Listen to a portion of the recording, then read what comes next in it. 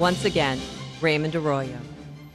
Welcome back to The World Over Live. Pope Francis is meeting with the world's cardinals in Rome. They're calling it Curial Reform Week. We'll explore what he's doing, what we can anticipate, and much more with Bishop Robert C. Molino of Madison, Wisconsin. Welcome back to the program, Great Bishop. to see you, Raymond. Let's start with this reform, so-called Reform Week. The Pope has created 20 new cardinals. 15 of those will be new electors. Well, let's start there. This is obviously the longest lasting impact of what we're seeing this week, is the appointment of these new cardinals. What do these men tell us about the Pope's vision for the Church? Most of them hail from the peripheries, as the Pope likes to call them, 18 countries in all. What do you make of those appointments? Well, I think, first of all, understanding what he means by the peripheries is not actually the easiest thing in the world. It doesn't simply mean the margins of society. It means something deeper than that, actually. Something where a part of humanity that has been ignored and neglected is now being looked to as having something of significant value to contribute in the discussion. And to say that we should go out to the peripheries is a mindset more than it is I think, a sociology program. I think that where do we go looking to evangelize? Not the comfortable places, not the places where it's easier for us to use whatever techniques we think we've learned or anything like that. But where should we go with the faith in our heart that really can transform people? And I have to say, in all honesty, that out on the peripheries, and I shouldn't even say out because that's a spatial image, but at the peripheries, there's much more openness to an honest faith sharing that comes from the heart. And that seems to be Pope Francis's goal and his style. It comes right from the heart. It's always directed to the individual or group who are sitting right in front of him.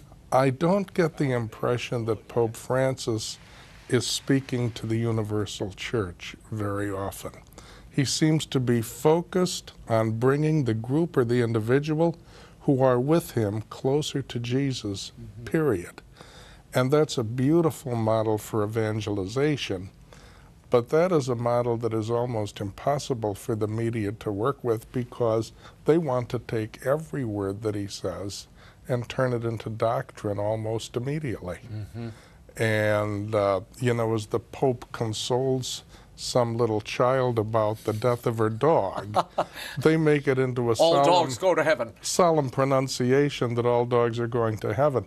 So at that sense, in that sense, he's at the mercy of a media that, for the most part, except for great individuals like you, wants to misrepresent him and misinterpret him and give our American culture and society especially what they want. You know, they want to get the blood in the water for the sharks. Yeah, and everybody can kind of have a good time with it. Some Vatican watchers are saying these men, these new appointments, the 15 electors being appointed, that they represent a pastoral vision of the Church. These are men who are far more pastoral, and they are not tied to nor terribly interested in the theological. Would you agree with that? I don't know them well enough to agree with that, but I would say that only, as Pope Benedict said, only what is true can ultimately be pastoral. And we cannot carry out something else and call it pastoral if it does not embody the truth. One of the problems that the media are causing with Synod reporting is that the Pope sees some difference between, well, I shouldn't put it that way, but the Pope sees a distinction between doctrine and practice such that doctrine cannot change, but the practice can. Right. Certain doctrines are embodied in certain practices, and even if you don't change the doctrine in writing, in a written document, If you change the practice, you have changed what the previous practice embodied. Right, and what the doctrine is, in fact. And so we have to be very careful about that. But it seems to me, when the Pope speaks doctrinally, intentionally, as he did in the Philippines about marriage and in his support of the Slovakian provision that would ban same-sex unions, I think he's being the true teacher of doctrine. When he gets in a room with this group of homeless people or with this group of Islamic people, everything he says is tailored to them, somehow to draw them closer to the God of truth. And we have to make a lot of distinctions with this Holy Father about who it is he's actually speaking to, what his goal actually is. I believe completely that he knows that the doctrines of the Church cannot change, and how this is going to work itself out at the Synod, I don't exactly know. But the one who does know how it will work out is the Holy Spirit. And however it works out, the Holy Spirit will use it for some good. So as always, I'm of good cheer, Raymond. Oh, I can tell. Before we get to the Synod on the Family, which I do want to get to in a moment, let's talk about this reform group that met this week, the Pope's Accountability for Clerical Sex Abuse, that commission met this week. They are recommending, demanding, that there be firm bishop accountability. Bishops who violate the norms accepted by their conference, that something be done, some penalty be extended. Your thoughts on this? Well, I think one has to be very careful because bishops govern by divine right. The will is revealed through the Pope, but God calls the bishop of a diocese to that diocese by name. The Holy Father is the instrument, but he is not the initiator of that call. That call comes from God. And that's why in the past, when it comes to disciplining bishops, it's not so easy, because how do you discipline the one whom God has put there, presumably having God's confidence? Now, there are bishops who have done very reprehensible things and who ought to be disciplined. And who have been. And who have been. But the important thing is, how does it happen? And it seems to me that there has to be some kind of a procedure to which the bishop has a right. And if that procedure turns out to have negative consequences for the bishop, so be it, because we have to keep the trust of the people of God. We have to let them believe that we are good and faithful shepherds, especially when it comes to taking good care of the children and not allowing for any abuse in that area whatsoever. I don't think that we should see ourselves as at the whim of some complaint that might be offered, because we know that many priests have had false allegations made against them. And I know of at least one bishop who's had some very terrible false allegations meant against him, lodged against him. And I think that bishop has a right to a procedure that will unveil the truth, and a procedure perhaps which would not begin with the Pope's decision but would end with the Pope's decision, so that the bishop would have a chance to appeal whatever the process led to, whatever decision the process led to. But there's no question that bishops need to be held accountable. And I think the best way for it to happen is through brother bishops who are friends and brother bishops in the region under the metropolitan. I think that would be the best way to have this accountability, because it could take place for the most part in a context which is not poisoned against the bishop by the media or any other factor. I want to move on now to the Synod on the Family. There's been a lot of reporting in recent days. We see people, I don't think it's too strong a word, lobbying internationally and traveling all around, sort of plying the case. The central goal, if you will, remains the same: to extend communion to divorced and remarried Catholics without a full or fulsome process, tribunal process that would grant the annulment.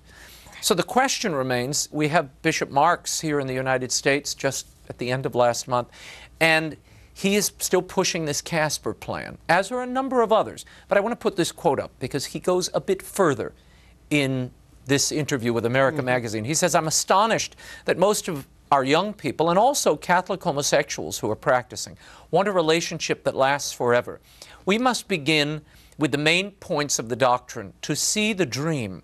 The dream is to have a person say, a man and woman say, you and you forever, you and you forever. And we as church say, yes, that's absolutely okay. Your vision is right." What do you see there? Well, if means to say that if two people of the same sex say yes to each other forever, or if two people who are not married somehow say yes to each other forever but short of marriage, well, then I think that's wrong. I think that's just a mistake on his part. Because it's very clear from the book of Genesis and forward what the Lord intended marriage to be. Jesus clarifies it in the Gospels of Matthew and Mark. Jesus says the one who divorces his wife and marries another commits adultery. Those are Jesus' words. Now, how we can mitigate the truth of that is beyond me. I think we can develop approaches to people that encourage them to come and talk to us, rather than say there's really nothing to talk about.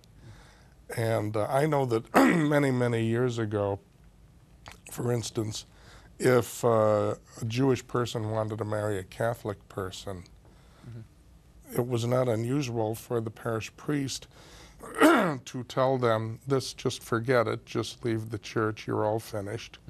And some even went as far as to say you're going to hell. Now, there is a way the Jewish and Catholic people can marry. They can have very beautiful, wonderful marriages. But they have to feel free from fear to come to the priest. Right. And the pastoral thing is to free the people from fear. Pastoral, the best synonym for pastoral in my world is patient. And that means we've got to know the direction we're going in, but we don't have to know it this minute. We can approach this in a way that it is revealed to you what direction we're going in such way as that you're able to accept it bit by bit. We keep hearing this argument, and Cardinal Marks made it, others have made it, even here in the United States, I've heard it repeated, that this question of Cardinal Casper's proposal, this is no change in doctrine. No one is talking about the indissolubility of marriage. That will remain as it is. We are talking merely about the discipline of the reception of the Eucharist. And you can change that without changing the doctrine. Well, I don't think that's possible because, again, the discipline embodies the doctrine. And it's the lived doctrine. Someone who is living in adultery can receive communion or they cannot. And Jesus seemed to be very clear that someone who is living in adultery is not in proper relationship to him and to the church because of that, because it's a public thing. It's a public thing, and therefore those problems, however they develop, need to be solved in a public way, that is, through a tribunal. And it cannot be left in any way to be subjective, so that I would fill out a form, say, and send it to my pastor, and say, I am sure that my marriage was invalid. Right. Well, I'm also concerned about those who are left behind, the Yeah. wife and children Yes. left behind as a result of this marriage. I mean, it's very nice that Daddy went and found a nice younger model who he now wants to take to church. The question is, what about Mom and the kids left at home? That's Shouldn't they be entitled, in justice, to a proper hearing? Yes. Yes. And it seems this whole formula misses that. It has no consideration for the largely women and children being left behind. Well, it seems to me essentially confusing to say that we're going to change the discipline which embodies this doctrine, but we're not going to change the doctrine. It's almost like a mind-body split. Yeah. You know, the doctrine is lived out in its embodiment in the discipline. You can't, and for sure people say, well, if I can do this, that means... They'll infer other things. Yes. Before we go, I got to read this to you. This is Cardinal Raymond Burke in an interview with French television. I'll put the quote up. He said, they said, but if Pope Francis insists on this path, what will you do? The path we were just discussing. He says, I will resist. I cannot do anything else. Now, later he clarified those remarks and he said, no authority can absolve me from that responsibility, my sacred duty to defend the truth of the Church's teaching and the discipline regarding marriage. And therefore, if any authority, even the highest authority, were to deny that truth or act contrary to it, I would be obliged to resist in fidelity to my responsibility before God. How do you react to that? Who named him to be a bishop? I agree with that completely. I do not think, though, that Pope Francis will take that path, and I don't think Cardinal Burke thinks so either. That's a hypothetical. Yeah, he said that. It's a hypothetical. But I think he's going to certainly conserve the truth of the faith. I don't think that the Holy Spirit is going to allow the truth of the faith to be confused to that degree. Because when we're talking about marriage, we're talking about the very core of society. You know, the first of all communities. And if we get totally confused about that, even doctrinally in the official teaching of the Church, then I think all is lost for society. Okay. Well, we will check in with you certainly before the Synod, but after as well. Bishop Indeed. Molino, thank you Always for a joy. being here. Always Thank you. a To joy. keep up with Bishop Morlino's columns, you can go to madisondiocese.org.